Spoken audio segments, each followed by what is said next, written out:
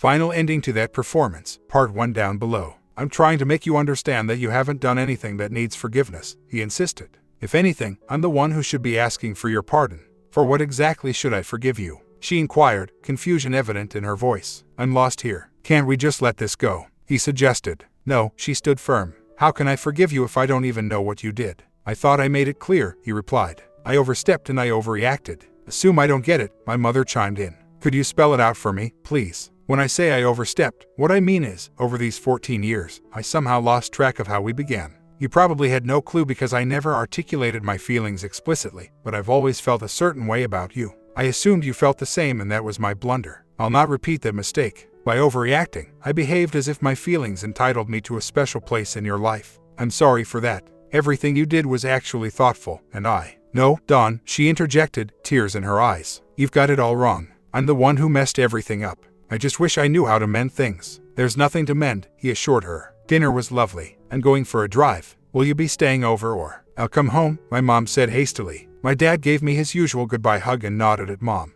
After he left, we exchanged glances. So, what do you make of that? I asked. And what will you do? What? My mom seemed puzzled. He's still upset with me, but we'll get through it. At least now there's a chance. I'm longing to get into that bed and feel his arms around me. I've been feeling pretty down lately. I stared at her, bewildered. Mom, were we part of the same conversation? I questioned. She glanced at me, attempting a smile. Mom, it seems like he's distancing himself. He's taking the blame, admitting he was wrong for getting worked up because he thought there was something more between you two. Essentially, he's saying he loved you, believing you shared his feelings, but now recognizes it was all a misunderstanding.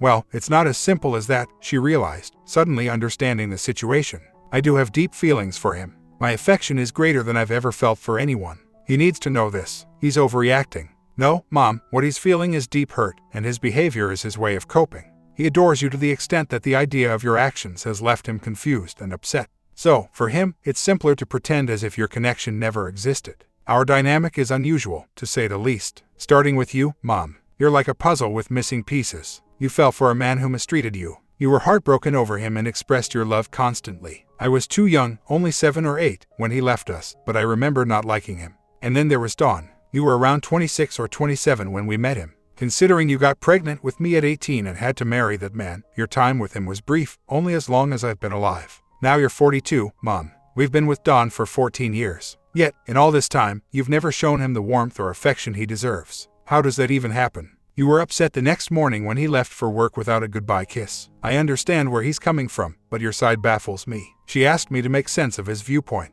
You've always been on his side, ever since you were little. Mom, Dawn's approach is understandable, at least. When we first came to live with him, we had been through so much. We had no one else. My grandparents on your side didn't want us. We were alone. Dawn welcomed us. He was truly kind. But he had his own reasons too. After his divorce, he isolated himself, filled with anger. Eventually, he grew lonely. We arrived at a moment when he too needed companionship. I looked up to Dawn. To me, he was a father figure. I even told my friends he was my dad, because, in every way that mattered, he was. He might not be my biological father, but he's my dad all the same. He provided attention and care, helping me grow up without the shadows of our past hardships. You, however, seemed determined to prove you were independent, that you didn't need anyone to dictate your life. It was as if you were declaring that you wouldn't let the past repeat itself. But Mom, Dawn was never controlling or harsh. While you were busy declaring your independence and your resolve never to marry again, he was the one actually supporting us. You stood tall, proclaiming your independence to everyone, but in reality, you weren't standing alone. He was always there, silently supporting you. You shouldn't feel down about it, because I'm in the same boat. I am strong and independent. I'm in my 20s, holding a college degree and a solid job that promises growth. Sure, my job was a gift from my dad, but it's my abilities and dedication that have cemented my position. Yet, Mom, I don't aspire to be just strong and independent. I yearn for the kind of relationship you have. The challenge is, Dad sets a high bar. Observing how he cherishes you, I realize I need someone who treats me with equal respect and care. But such men seem scarce. So, what's your take on this? She inquired.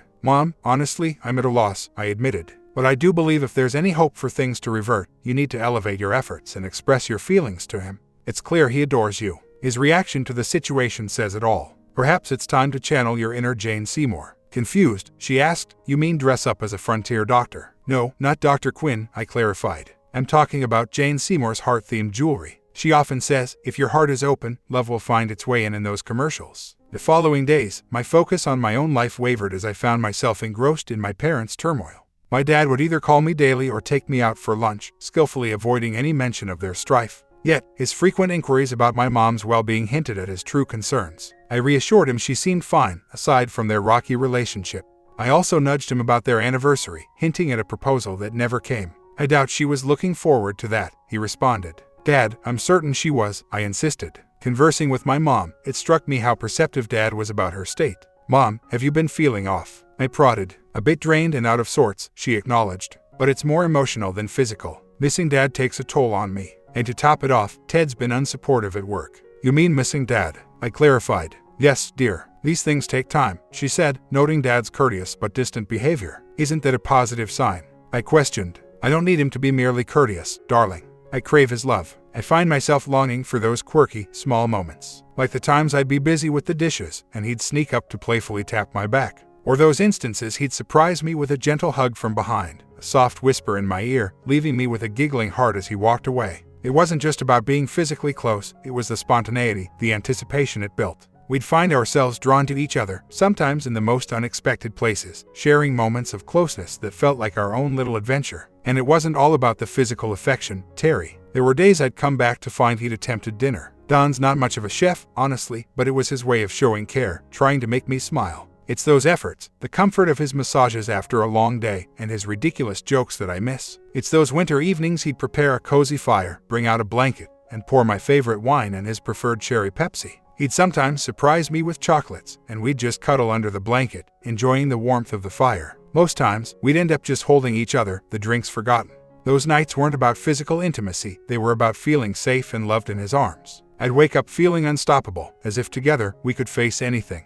Her voice broke, a hint of tears. Mom, what's wrong? I asked. It's nothing, she replied, though her voice betrayed the pain of regret. It's just hitting me, what I let go of. We barely share a bed now, let alone those intimate moments. I used to complain with friends about unwanted attention, pretending I disapproved. But deep down, I miss those playful, affectionate gestures from Don. Now, there's this void, a sense of politeness between us that feels so distant.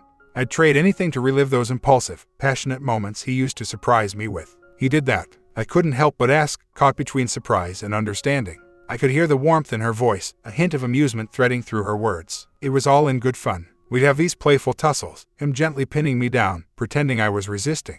He'd start by caressing my legs, and I'd act as though I was indifferent. But Don, he was always considerate, knowing my past, he never overstepped. Whenever I asked him to stop, he would, immediately, she shared, her laughter bubbling up. What's so funny, Mom? I questioned, puzzled by her mirth. Honey, it's common for long-term couples to explore and try new things to keep the spark alive. Don and I were no exception. We couldn't venture into anything too intense, but we tried our own version of spicing things up. I once told him I wanted to be more passionately pursued, so we agreed on a safe word, orange, to signal if things got too intense. Despite our attempts, Don was just too gentle at heart. It led to some frustration, but also a realization of our limits. And you know, there's something else I miss, she continued, a tinge of nostalgia in her voice. I miss how he used to look at me, the way he'd admire me as I moved around the house, or the playful interruptions when I was about to shower. It's flattering to feel so desired. It made me feel incredibly attractive. But now, that feeling's faded. At work, there's this misunderstanding with Ted, making me out to be something I'm not. I was never after anything serious, I just enjoyed the attention. It's silly, because Don gave me all the affection I needed. I guess I took it for granted, not realizing how much his gestures meant. It's like you keep saying, we became too comfortable, overlooking the little things that mattered most. Don's efforts somehow became invisible to me, which I can't understand, because sometimes, he was quite bold. Wait, you're talking about my dad. Don, I couldn't hide my disbelief. Terry, it was like a switch flipped whenever you came by for dinner, she said with a laugh that seemed to carry a mix of fondness and mischief. Even when I was right there, my astonishment grew. Exactly, she replied. You'd excuse yourself to the restroom, and that's when Don would get mischievous, always quick to resume his seat and act as if nothing happened by the time you returned. I'd be left there, trying to calm my racing heart, while Don would sit across, wearing that unmistakable grin of his. That particular conversation marked a turning point. I relayed to my dad, cautiously omitting the risque bits but conveying her sentiments about missing their once intimate bond. I might have also let slip about Ted's unwelcome advances at her workplace, not thinking much of it at the time. Dad skipped our usual lunch that day, later calling to say he had an urgent matter to address. When I returned from lunch, he called again, this time needing a ride from an unexpected location. Assuming something trivial like car trouble, I was taken aback to find the address he provided was the police station. I arrived to find out I needed to bail Dad out for getting into a scuffle. Confused, I insisted to the officer that it must be some mistake. My dad, a 42-year-old engineer, isn't known for being confrontational. Your dad was the one who started it, the officer clarified, showing me a video from a security camera. The footage revealed a scene that felt all too familiar. The video captured Don approaching the building amidst the flow of people entering and exiting. He paused, merely observing. Soon, a younger, somewhat larger man emerged with two companions of similar age. My dad addressed one of them, prompting the young man to face him. Unexpectedly, my dad delivered a firm slap, leaving me in disbelief. It was a sight I had never imagined. My dad, to my knowledge, had never engaged in any physical altercations. The young man clasped his cheek in shock, while my dad unleashed a barrage of words at him. The young man retorted, still nursing his face, as his friends jeered at him. Then, in a moment of defiance, as my dad turned to walk away, the young man attempted a stealthy punch. The punch, however, only grazed my dad's shoulder instead of hitting his face, and that's when the situation escalated. My dad, who had been harboring a considerable amount of frustration, unleashed it all on him, landing several punches. Surprisingly, the young man's friends did not intervene. They simply shouted at my dad and called for security. It was ultimately the security guards who intervened and separated them. "Where is he? What are the charges against him?" I inquired. "Disturbing the peace," the officer replied. I was perplexed. "Your dad was the first to slap, but it was more of a confrontational gesture than an intent to harm," he explained. "It was direct but didn't initiate the brawl. They exchanged words before your dad attempted to leave, and the young man tried to hit him from behind. Despite the size difference, it was a cowardly move. Both parties were involved in the altercation, which neutralizes the blame. We've spoken to the young man in the hospital. It appears they've settled their differences. Your dad confronted him to protect your mother. Neither side wishes to press charges. We're handling it as a disturbance of peace. We just need someone to pick him up."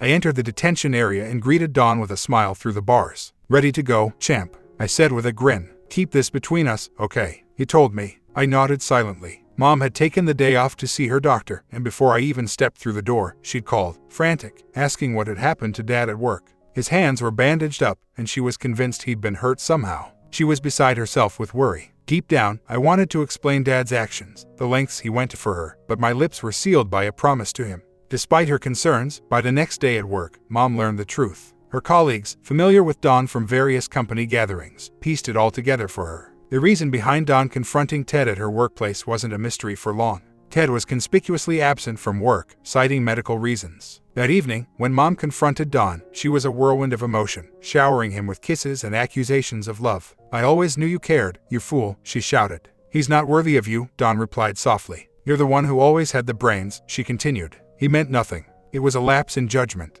A mistake." The following day, Mom called in sick, and Dad was visibly happier. When I called around noon, Mom's voice was drowsy but filled with joy. "I'm fine," she assured me, bubbling over with happiness. "Things are looking up. We spent the whole night talking. So much talking that I'm a bit tired, but I'm feeling great." Their discussions seemed to carry on into the next evening, to the point where they couldn't come to the phone. Mom was overjoyed, but that joy quickly soured back to panic. Dad was the first to sense something off a few days earlier. After Mom's doctor visit, which initially seemed routine, the results revealed more than expected. Aside from a slightly high cholesterol level, the shock came with the news of her being about 6 weeks pregnant. Even when the news was confirmed, she had already done the math and everything aligned. Mom returned home carrying a look of utter shock I had never seen before. Dad and I were engrossed in a TV show when she walked past us without a word. Heading straight to their bedroom, she broke down in tears. Dad rushed to her side immediately. Curiosity and concern drew me into their room, and I arrived just in time to hear her share the news. "Don, I'm expecting," she managed to say, her gaze meeting his. "Wow," he responded, a tentative smile briefly crossing his face before it too faltered. "How long?" he inquired after a moment's pause. "About 6 weeks," she replied, her voice heavy with sorrow. Life had been on a smooth track for them until this moment, which rekindled past struggles. This time, it seemed unlikely things would improve. Without a word, Don turned and left the room, leaving her in tears. Shortly after, the sound of his car fading into the distance filled the silence. "Mom, how did we end up here?" I asked, my voice reflecting the shock we both felt. "I think I might lose him forever now," she whispered, fear evident in her voice. "This isn't what I wanted." "Mom, there's still time to figure things out," I told her. "You're over 40, after all. No one would fault you for wanting to avoid this whole situation." "It doesn't make a difference now," she replied. "The secret's out, and he'll never look past it." "Mom, he cared enough to look past the mistake itself. Maybe he'll understand that this was just an unexpected outcome of that mistake," I argued. "Terry, now you're not making sense," she retorted sharply. "Don's first marriage ended because his wife had a child with someone else while he was away on duty. He left her. I was fortunate he moved on with me. So what do you think he'll do now, facing the same situation with me? It was tough enough for him to forgive the betrayal, especially when it wasn't widely known. But with a child on the way to constantly remind him of my mistake, I've ruined everything. I can't blame anyone but myself. Don didn't come home that night. I'm not sure if he stayed at a hotel or just drove around. My mom said he arrived home around 7 a.m., got ready, and left for work. Mom decided to go to work late, though she considered staying home, wanting instead to keep busy. Later, she found out where Don had been. After lunch, Ted approached her desk, asking to speak in private. They moved to a conference room, distancing themselves as if they were in separate spaces. He seemed to avoid even accidental contact. Is there a way to resolve this without involving the courts? He inquired, catching her off guard. If we handle this through the courts and I seek child support, it will be public knowledge that I fathered a child out of wedlock. That's still looked down upon in some circles. And since the ideal solution isn't an option here, I'd rather we agree on a regular support amount outside of court. What do you mean the ideal solution isn't an option? What are you suggesting? I thought you were being responsible by offering support, she said, confused. Well, I thought the responsible choices were either marriage or arranging for an abortion, he mentioned. And marriage isn't on the table. Why is marriage not an option? She pressed. He just looked at her, at a loss for words. So, I'm only good enough for a fling, is that it? She said sharply. Well, don't kid yourself. It wasn't even worth my time. It was a letdown for me too, he retorted. You're too demanding. If by demanding, you mean that I wasn't satisfied or even close to it, then yes, she replied. Consider it from my perspective. You showered me with compliments. I thought I was enjoying a lovely dinner with a charming person. Afterward, we went back to your place where you charmed me further. I fell for it because I hoped for something meaningful. I hoped it would fill a void. I built it up in my mind and, despite my better judgment, I wanted to go through with it. But in the end, it felt like it was all about you, not us. He bristled at her words, particularly it was all about you. I thought I was mature enough for us to be intimate, he said smugly. We weren't intimate, she corrected.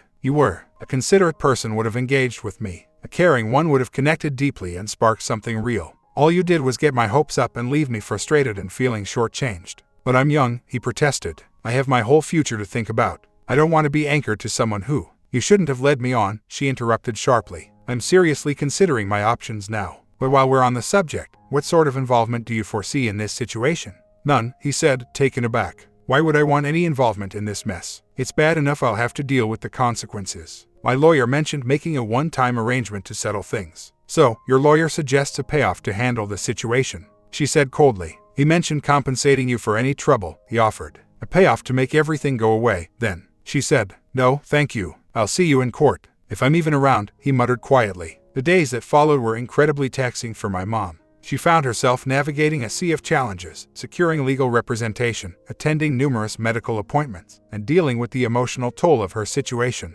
She was advised to see a specialist given her stage in life, balancing work with an overwhelming array of personal tasks, and frequently found herself in tears. The pressure from Ted and his legal team mounted as they proposed increasingly larger sums for my mom to consider terminating the pregnancy. According to her, the idea was becoming a real consideration. Concerns about her well-being, given her age and emotional state, were shared by her healthcare providers. The financial and practical realities of raising a child alone weighed heavily on her, especially considering the likely necessity of taking an extended leave from work and the potential need to find a new place to live, despite my dad not mentioning anything about her moving out. The initial couple of weeks after learning she was expecting were particularly difficult. Don seemed to distance himself further, making their relationship feel even more strained than when he first learned of her affair with Ted. Don reverted to a polite demeanor, which only served to exacerbate my mom's distress. Then, the situation took a turn for the worse when Ted's lawyer delivered documents casting doubt on the paternity of the child, citing precautions Ted had taken and suggesting my mom had other partners. This led to Ted's refusal to provide support pending a paternity test.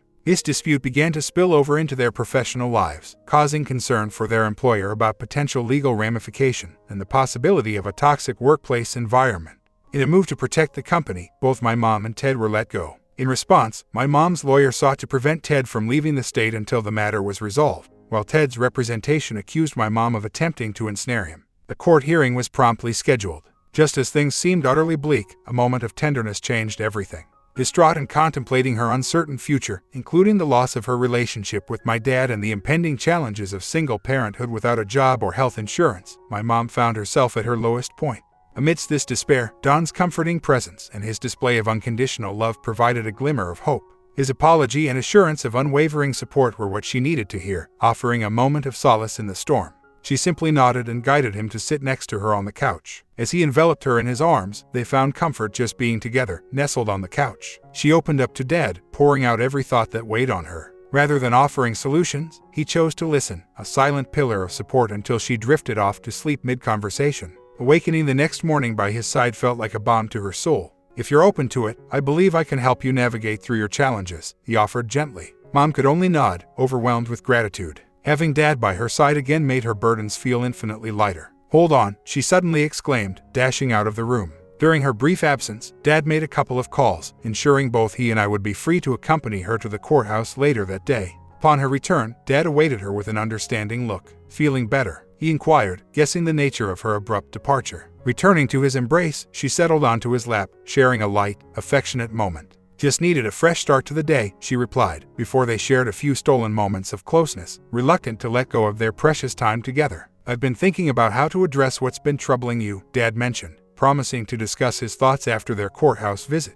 Mom's relief was palpable, her tears a testament to the strength she drew from his support. I arrived at the courthouse just as proceedings began, navigating the unfamiliar corridors with a sense of anticipation. Contrary to the dramatized trials seen on television, the reality was a straightforward hearing, though tension simmered beneath the surface. As the arguments from both sides grew repetitive, Dad, with a respectful interruption, offered a fresh perspective. The judge, initially skeptical, acknowledged Dad's initiative. "This isn't a classroom, but go ahead," he said, intrigued despite his initial brusqueness. Dad's proposal was a beacon of practicality in the midst of a storm. He acknowledged the complexities of their situation but suggested a path that might offer a semblance of harmony, focusing on the well-being of those caught in the middle. The room fell silent, every person present contemplating the potential of Dad's suggestion. It was a moment that highlighted the power of listening and understanding, a testament to Dad's belief in finding common ground even in the most divided of circumstances. "Your Honor, Ted is eager to start fresh with a job in another state. He's keen on leaving all past issues with Marlene behind, viewing the entire ordeal as a regrettable chapter in his life. He believes Marlene's actions are overblown reactions to what was initially a light-hearted matter." "Am I close to the mark, Ted?" "You're quite accurate," Ted replied. "Even Miguel Cabrera doesn't hit that well."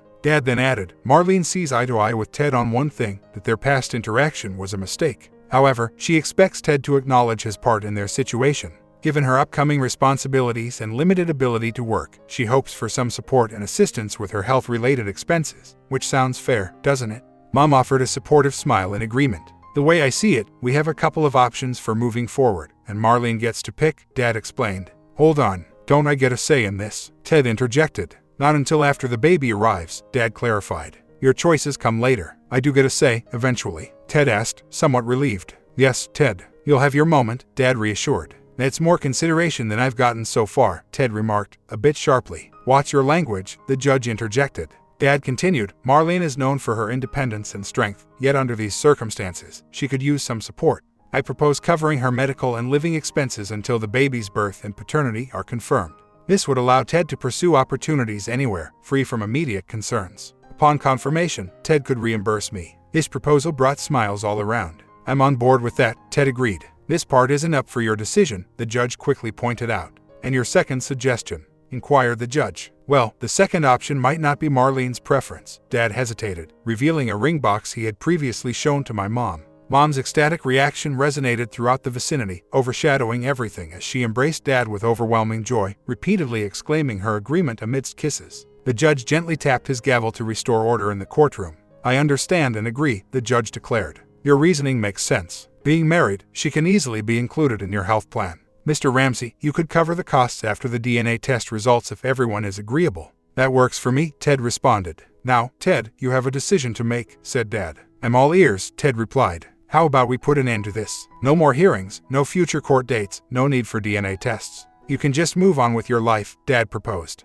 "What's the catch?" Ted asked, half jokingly. The judge gave him a stern look. "Just sign over your parental rights," Dad explained. "Marlene and I will handle everything else. However, it means you won't see the child unless we agree and bring me the paperwork. I have no interest in being involved." "You don't even have to mention me," Ted interrupted. "I just want to be free from this situation." "Hold on," the judge interjected. "You're agreeing to support this child and take on all the responsibilities until they're grown." Dad nodded. "We would need certain guarantees and would a legal adoption work for you?" Dad inquired. The judge agreed, and Mom began to show affection to Dad once more. "But why? You're allowing him to leave without any consequences," the judge said, puzzled. Your Honor, I believe I'm receiving the better end of the deal, Dad stated. The judge waited for him to elaborate. Dad gestured towards me. Your Honor, this wonderful young woman here made the choice for me. I've been part of her life since she was around 8 years old. From the moment I met her, she's been a source of immense joy. She considers me her father, and I feel the same. No one can convince us otherwise. So, perhaps this time, I'll be there for her from the very beginning. Every moment of joy she brings feels like a precious gift, even from a father who might have been absent.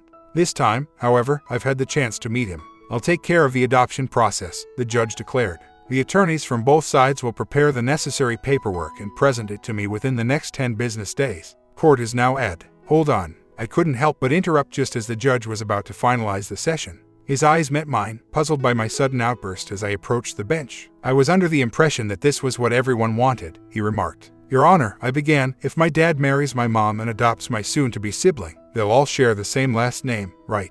That's a possibility, the judge responded. However, your mother might choose to keep her maiden name. And from a legal standpoint, your dad might not even need to adopt the child. In this state, children born to a married couple are presumed to be theirs. I'll need to double-check, but what about me? I pressed on. Why should my name be different? Why should the name of a man who's never been a part of my life be on my birth certificate? If he were to walk by me today, I wouldn't even recognize him. You're in your 20s, you. He started, then paused as he noticed my dad agreeing with me. All right, we'll address your situation too, he conceded. Mr. Ramsey, you will still need to undergo blood and DNA testing for health reasons, and in case a detailed family medical history is required for any future medical assessments or treatments for the child. This court session is now over. Dad and Mom were officially married well before my brother Ryan was born. Dad always said that Mom, 6 months into her pregnancy, was the most radiant bride he had ever seen. By the time they were married, I had already changed my name and been officially adopted, even playing a significant role in the ceremony. At the wedding reception, some of Mom's friends came over to offer their congratulations. One of them seemed puzzled. But I thought you two were already married, she mentioned to my mom. We thought so too, Mom replied, with a smile. But it turns out we weren't officially. 3 months after the wedding, an unexpected twist occurred. Dad faced a roadblock in adopting Ryan, but it had nothing to do with Ted, who had willingly relinquished his parental rights as quickly as possible. Shockingly, it was discovered through DNA testing that Ted was not Ryan's biological father after all. My mom was devastated, tearfully insisting there had been a mistake. I've been faithful, Don. Please believe me, she sobbed. A particularly attentive nurse helped soothe her and escorted Dad outside for a bit. When he returned, he seemed a bit uneasy. On the day Mom was due to leave the hospital, the nurse came in with all the necessary paperwork. She handed the birth certificate to Dad for his signature. Hold on, honey, Mom interjected. Are you sure about this? Just like the judge mentioned, Dad responded. All children born within a marriage are presumed to belong to But Ted isn't the father, she revealed. I honestly don't know who the father is. I was convinced Ted was the only one, but now I think back to those parties we attended. Maybe, in a moment of confusion, something happened that I just can't recall. Take it easy, Dad chuckled. I know who the father is. You seem to have forgotten someone else you were close to. If you can't remember, it must not have left much of an impression. I assure you, there was no one else, Mom insisted. But there was, Dad insisted back. Me. Confusion silenced her. But, I was careful. We were always so cautious, and I thought precautions were taken with Ted. The thing about precautions is they're not foolproof, Dad explained gently. Sometimes, they don't work as expected. A smile broke through on Mom's face. So, we're really having a baby together. Actually, make that two, said Dad, squeezing my hand. We're a family, Mom beamed. We always have been, Dad affirmed, wrapping us both in a warm embrace. And Don, I've always loved you, Mom confessed. From the very start, despite the chaos in my head from past experiences, I knew there was love here, and it was reciprocated. I had no idea, Dad whispered. My comment, her stupidity really is a deterrent to anyone actually being able to fully love her. Don would have been better off keeping the relationship with the daughter and moving on emotionally from his girlfriend.